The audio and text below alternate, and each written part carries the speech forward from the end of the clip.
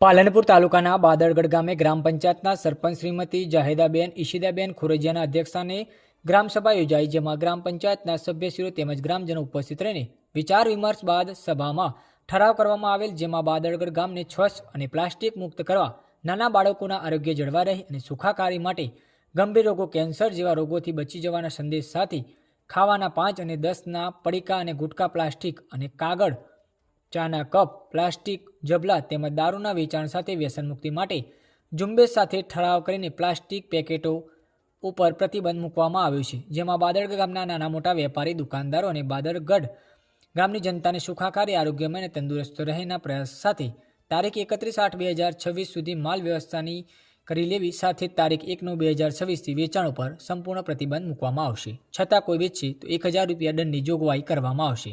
તેમ છતાં પણ જો કોઈ કસૂરવાર ઠરશે તો નળ કનેક્શન અને વીજ કનેક્શન કાપવાની આજની સભામાં જોગવાઈ કરવામાં આવી છે. બાદરગઢ ગ્રામ પંચાયત અને ગ્રામજનો દ્વારા ગ્રામસભામાં સરપંચશ્રી તેમજ સભ્યશ્રીઓ અને તલાટીશ્રીઓ દ્વારા ગ્રામસભામાં ગ્રામજનોની ઉપસ્થિતિમાં ઠરાવ કરીને સમગ્ર ગ્રામજનો અને નાના મોટા વેપારીઓ અને દુકાનદારોનો સહયોગ આપવા વિનંતી કરવામાં આવી છે. રિપોર્ટર અબ્બાસ મીર, વડગામ.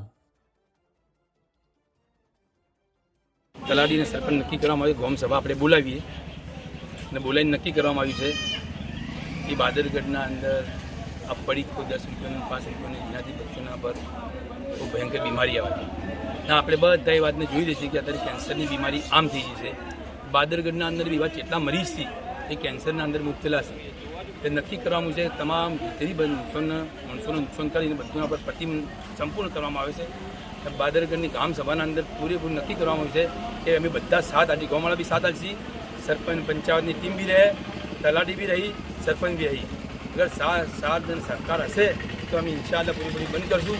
અને જે માણસ 1 તારીખથી બનાવ પર અમલ ન કરે તો 1000 રૂપિયા દંડ કરવામાં આવ્યો છે અને એમની લાઇટ બિલ અને પાણી બિલ કાપવામાં આવશે. આ અમે નક્કી કરવામાં આવ્યું છે અને અમે ઇન્શાઅલ્લાહ આના ઉપર અમલ કરશું.